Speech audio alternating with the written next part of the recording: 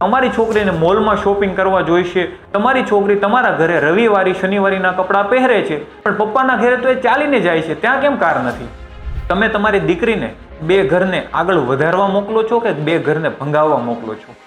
વાત બહુ જ ગંભીર છે કે આજની જે દીકરીઓની અથવા તો છોકરીઓની જે લગ્ન માટેની શરતો હોય છે ખૂબ જ ગંભીર હોય છે. ઘણા બધા લોકો આના પર વાત પણ કરે છે બટ કોઈ અમલ નથી કરતા.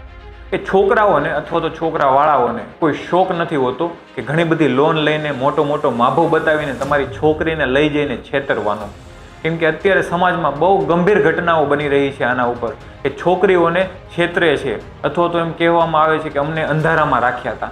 બટ અંધારામાં રાખે છે તો એના સાચા જવાબદાર કોણ છે? આજનો જે આ વિડીયો છે એમાં આપણે સ્પષ્ટ વાત કરીશું કે જવાબદાર કોણ છે, છોકરીવાળા કે છોકરાવાળા. કોઈ પણ લોકોને આ વાત પર્સનલી લેવાની જરૂર નથી. જે લોકો આના પર અમલ કરે છે એને કોઈ પ્રોબ્લેમ નથી, પણ જે લોકો આ વાતથી ડિસએગ્રી થઈને પોતપોતાની શરતો મૂકે છે એના માટે આ દુઃખની વાત છે. કેમ કે આપણા ગુજરાતી સમાજમાં આજે આવી ઘટનાઓ ઘરે ઘરે બની રહી છે કે દીકરીઓની ડિમાન્ડ, લગ્ન માટે છોકરીઓવાળાની ડિમાન્ડ અને છોકરાવાળાને કોઈ શોખ નથી હોતો કે લોન કરીને અથવા તો હપ્તા ભરીને એક મોટો મોભો બતાવવાની. બટ આ કરવું શા માટે પડે છે? કેમ કે દીકરીઓવાળા આના સામે બહુ મોટી મોટી શરતો મૂકે છે. અને આપણે જે પાસ્ટમાં જોઈએ છીએ, ભૂતકાળમાં જોઈએ છીએ કે જે ભગવાનના સમયથી કે જેણે જેણે દીકરીને શરત પ્રમાણે પરણાવી છે એ દુઃખી જ થયા છે, બંને કુટુંબો દુઃખી થયા છે. સૌથી પહેલું ઉદાહરણ લઈએ તો રામાયણનું કે જનક રાજાએ સીતા માતાને એક શરત પર પરણાવેલા કે જે શિવ ધનુષને તોડે એને હું મારી દીકરી સીતા આપીશ, તો એ પણ આખી જિંદગી દુઃખી થયા હતા. બીજું દ્રૌપદીજી, આમાં પણ એક શરત હતી કે જે માછલીની આંખ વિંધે એને હું મારી દીકરીને પરણાવીશ, તો એ પણ આખી જિંદગી દુઃખી થયા હતા. ત્રીજું છે દમયંતીજી. દમયંતીજી જેના પર અંજળી છાંટે એ એના પતિ બનશે. આ શરત ત્રણેય જગ્યાએ શરત હતી પણ છૂટાછેડા નહોતા. અને આજના સમયમાં શરત ઉપર શરત અને છેલ્લે છૂટાછેડા આવી જાય છે. શરતો શું હોય છે છોકરીઓની આજની લગ્નની? જો ખોટું હોય તો મને કોમેન્ટ કરીને કહેજો કે ભાઈ તું ખોટું બોલી રહ્યો છે, અને જો સાચું હોય તો તમારા મિત્રો સાથે શેર કરજો અને તમારા મંતવ્ય શું કહેવા માંગો છો આના પર તમે લખીને કોમેન્ટ કરી શકો છો. તો ચાલો આપણે શરૂ કરીએ કે આજની દીકરીઓની અથવા તો છોકરીઓવાળાની ડિમાન્ડ શું હોય છે. સૌથી પહેલા એક ઘરનું ઘર આલિશાન જોઈએ છે, નાનું ઘર અથવા તો મીડિયમ લેવલનું ઘર નહીં ચાલે. શા માટે? પપ્પાના ઘરે તો ભાડે રહીએ છીએ, ત્યાં કેમ ચાલે છે? જો તમારે આલિશાન ઘર જ જોતું હોય તો છોકરીઓવાળાના પપ્પાના ઘરે કેમ આલિશાન ઘર નથી? જે લોકોને લાગે છે એના માટે જ કહું છું. કેમ કે તમારા ઘરે જો 1 કરોડનો બંગલો હોય તો તમે 1 કરોડનો બંગલો ગોતો, નો ડાઉટ ચાલે. બટ આપણે તો ભાડે રહીએ છીએ અને છોકરાવાળાને ત્યાં ડિમાન્ડ કરીએ છીએ કે મોટું ઘર જોઈએ. નાનો ગાળા ટાઈપનું મકાન હશે તો નહીં ચાલે, બંગલો જોઈશે, આલિશાન ફ્લેટ જોઈશે. શા માટે આવી શરત? ઘણી બધી શરતો હોય છે. બીજી શરતો કે અમારી દીકરીને પ્રાઇવેટ એક્ટિવા જોઈશે લગ્ન પછી, એને ફરવા જવું હોય તો એક કાર જોઈશે, પણ પપ્પાના ઘરે તો એ ચાલીને જાય છે, ત્યાં કેમ કાર નથી? આ સવાલ પૂછજો એક વખત ઘરે. કેમ કે આ બધું જ થશે પણ એક વખત જોજો કે તમારા ઘરે પણ એક ભાઈ છે.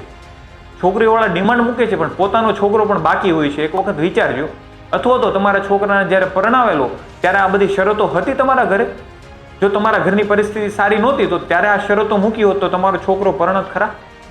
કેમ કે ઘણી બધી જગ્યાએ આવી સમસ્યાઓ આવે જ છે કે તમારું ઘર જેવું હોય છે એવું સામે ગોતો તો બરોબર છે. તમારી 5 કરોડની પ્રોપર્ટી છે ને તમે 5 કરોડ વાળી પ્રોપર્ટીનો છોકરો ગોતો બરોબર છે, બટ તમે તો ભાડે રહ્યો છો અને છોકરાવાળાની પ્રોપર્ટી મોટી માંગો છો. આ કેટલું યોગ્ય છે જરાક કહેજો મને.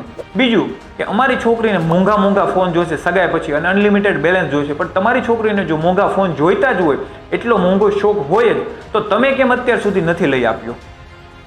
આ બીજો સવાલ કે જો તમારી છોકરીને એકચ્યુઅલીમાં મોટો મોબાઈલ જોતો જ હોય તો તમારી છોકરી એના વગર ના રહી શકતી હોય તો તમે કેમ નથી લઈ આપ્યો? ઘણા બધા લોકોને આવી સમસ્યાઓ કે અમારી છોકરીને ગામડે મકાન જમીન જોઈશે પણ કામ નહીં કરે, પણ તમારી ત્યાં તો દાડીએ જાય છે, તમારી ત્યાં તો ડાયમંડ લગાવે છે, તમારી ત્યાં સિલાઈ મશીન પર બેસે છે, તો ત્યાં કેમ ચાલે છે? સાસરે જશે ત્યાં નહીં, તો તમારી ત્યાં મજૂરી કરે છે તો સાસરે જઈને કેમ નહીં? જો એટલી જ લાડલી હોય તો તમારા ઘરે પણ આવી રીતે સુખ સુવિધાથી રાખો ને. ગંભીર મુદ્દો છે. કેમ કે ઘણા બધા લોકોને પેટમાં દુઃખ છે કે તને શું છે આ બધું લઈને, કે તને શું થાય છે, અમે ગોતીએ જેવું હોય એવું, પણ ગોતીએ છીએ અને દુઃખી પણ થાય છે ઘણા બધા. આમાં સમસ્યા શું આવે છે કે છોકરીવાળાની ડિમાન્ડ તો ઘણી બધી હોય છે અને છોકરાવાળો ના છૂટકે મને કે મને માની પણ લે છે. કે ઘણી બધી સુવિધાઓ આપે છે, લોન પર વ્યાજે પણ મકાન લઈ લે છે, કાર લઈ લે છે, પણ થાય છે શું? આવી તો ઘણી બધી ડિમાન્ડો હોય છે, જેમ કે ઘરે ઘરઘંટી હોવી જોઈએ, વોશિંગ મશીન હોવું જોઈએ, અમારી છોકરી કપડાં નહીં ધોવે, ઘરના કામ નહીં કરે, એક નોકરાણી હોવી જોઈએ. તો તમારી ઘરે તો બધું કરે છે, અહીંયા કેમ નહીં?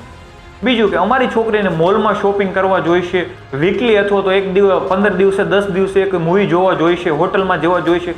તમારી છોકરી તમારા ઘરે રવિવારી શનિવારીના કપડાં પહેરે છે, તો ત્યાં કેમ મોલના જોઈશે?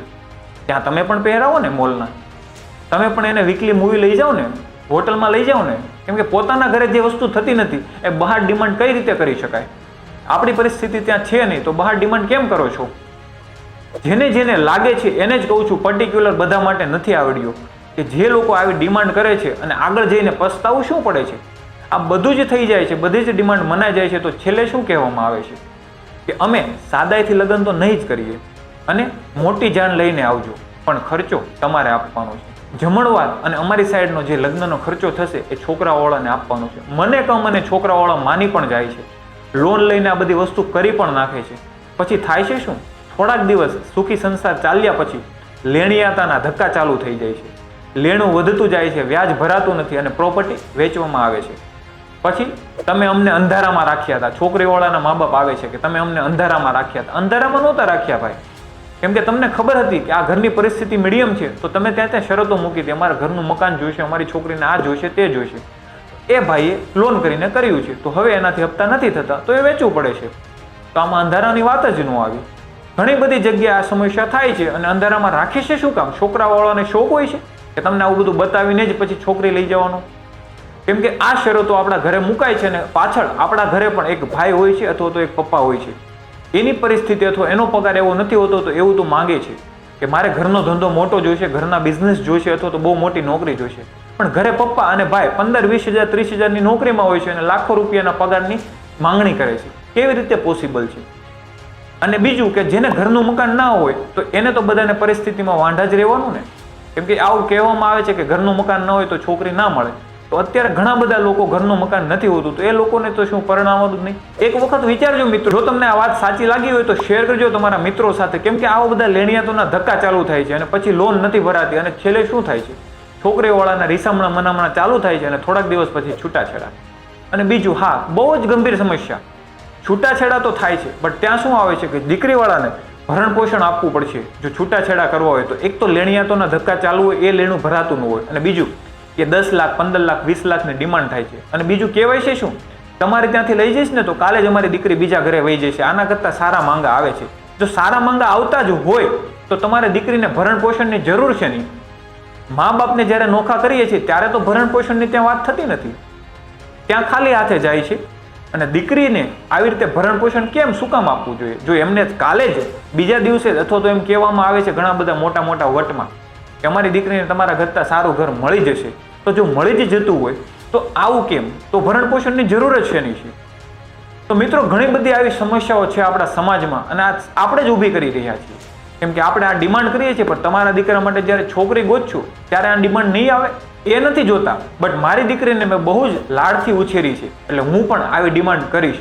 પણ જો તમે લાડથી ઉછેરી હોય તો તમે જેટલી ઉછેરી હોય એટલી ડિમાન્ડ કરો તો શક્ય છે, યોગ્ય છે. બટ તમે જેટલી ઉછેરી હોય એના કરતાં 10 ગણી ડિમાન્ડ કરો તો સામે પણ કોઈ ઘર તમારી જેવી જ પરિસ્થિતિમાં જ છે.